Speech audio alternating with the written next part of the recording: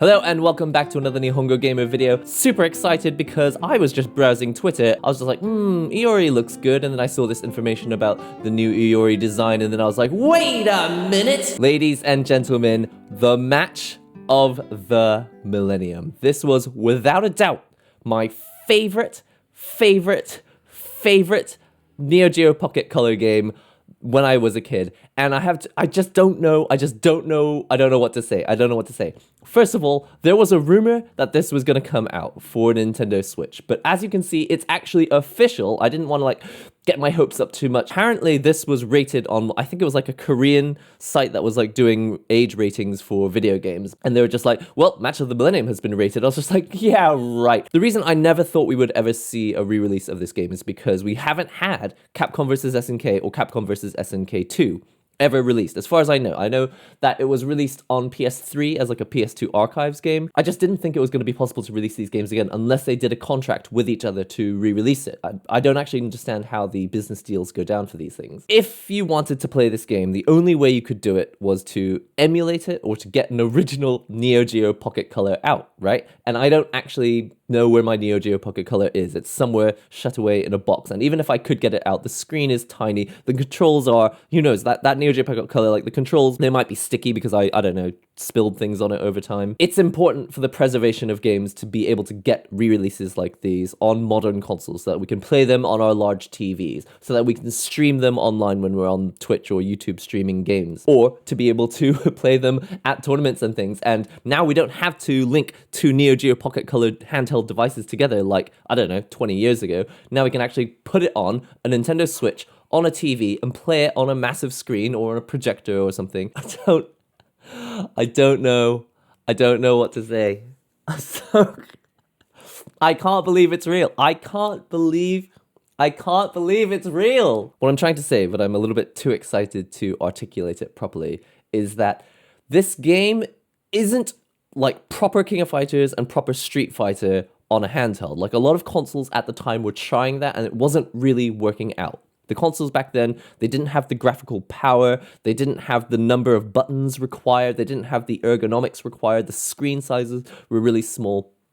And so whenever you got a game that looked like the arcade game but on a handheld, it just didn't feel quite as good as playing it on an arcade machine or on a big home console. What this game did so well, and what King of Fighters R2 did, right before this game came out, was it distilled the pure elements of the fighting game down to only what worked on a handheld. And what we ended up with was a fighting game that could be played on a little handheld device with only two buttons.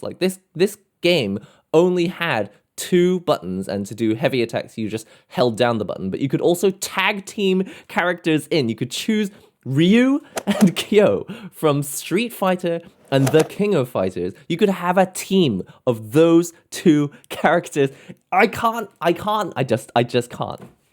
can't. It just didn't make any sense that it worked. But when you held it in your hand and you played it, it worked so phenomenally well. You're just like, oh my god, how are we living in an age when Capcom vs. SNK is coming out on Dreamcast and Match of the Millennium is coming out on a handheld? And let me just point out that I wasn't a massive fighting game enthusiast at the time. I just really loved video games. It wasn't until these most recent few years that I've started getting into playing fighting games more deeply and understanding the ins and outs of how they work and the competitive nature of them and the tournament culture and all that. Anyway, I'm getting ahead of myself. Let's actually just read this tweet for a second. The dream SNK and Capcom collaboration title that can fit in your hands is coming to the Nintendo Switch, which means HDMI, which means you can play it on a TV, it means we can stream it, it means that we don't need to worry about the consoles that are 20 years old and fading away and the hardware is failing. We don't have to use an emulator. We have an official way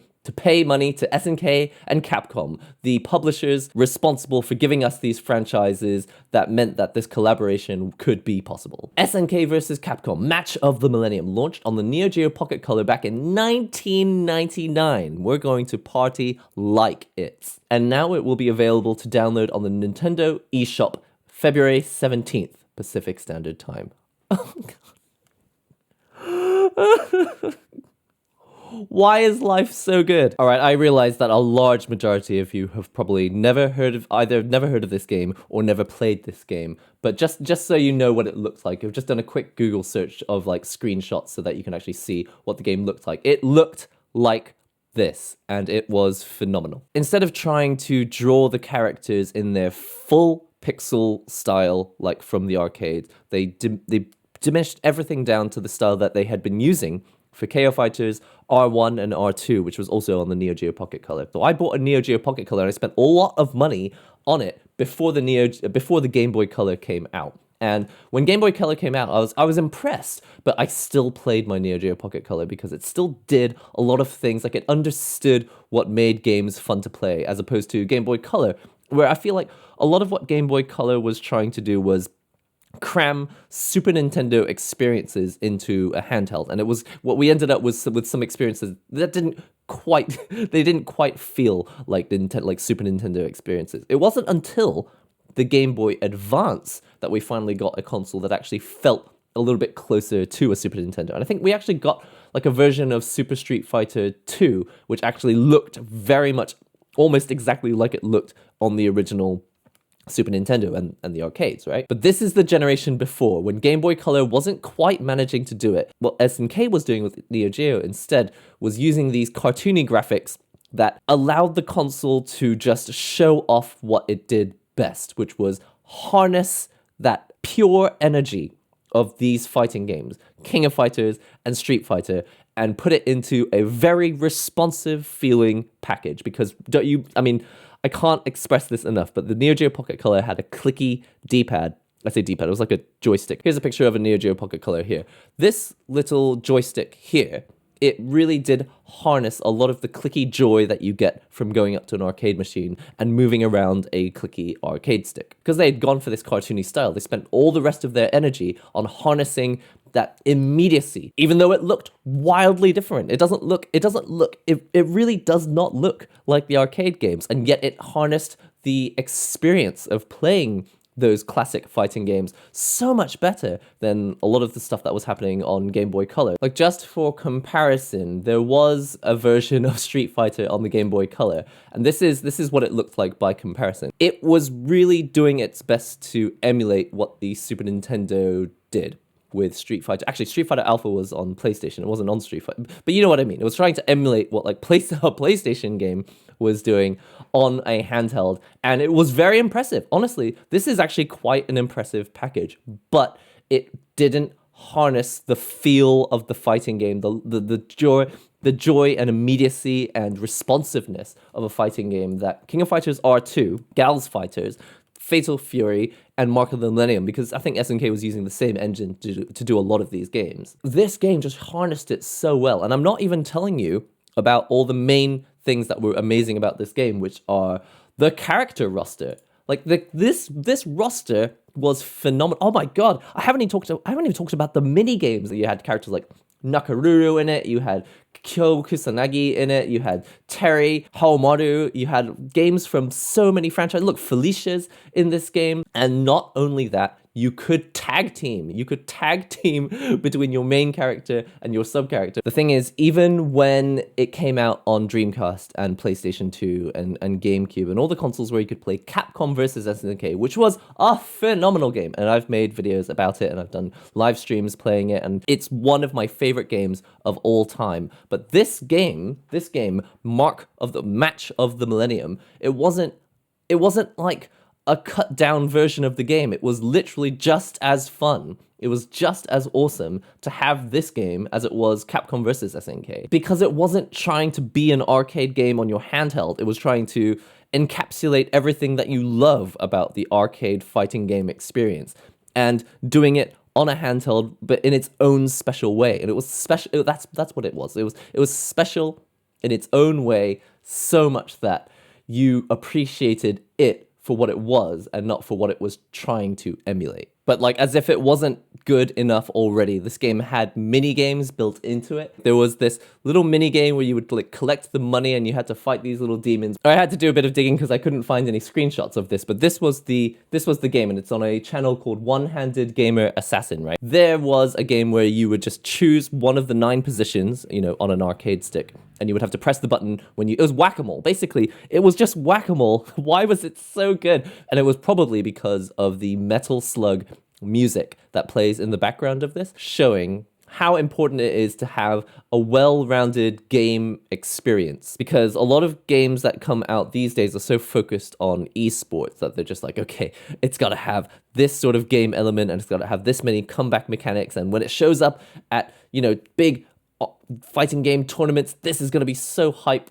And there's so much focus on just that aspect that they forget that it needs to be a game. It needs to sell well to people who aren't in it for the tournament experience, who aren't in it for the competitive online esports experience. SNK versus Capcom Match of the Millennium was such an excellent package as a video game that I'm waxing lyrical about it on a video so many years later. What is it? It's been like 21 years or 22 years, 21 years since this game came out.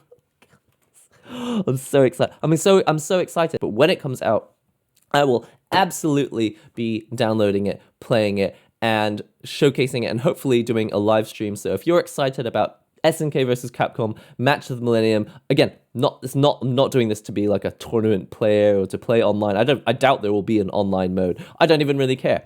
I just want to play the classic Mark of the Millennium experience. And I would love to talk about whether this opens up the possibility of a revival of Capcom versus SNK, like the Dreamcast, PlayStation, GameCube game. How exciting would that be? How exciting would it be if the arcade classic Capcom versus SNK and Capcom versus SNK 2 came back? Or even more exciting, Capcom versus SNK 3. This game existing, if SNK Capcom collaborations can be re-released like this, then what other collaborations can also be re-released like this? It's so exciting.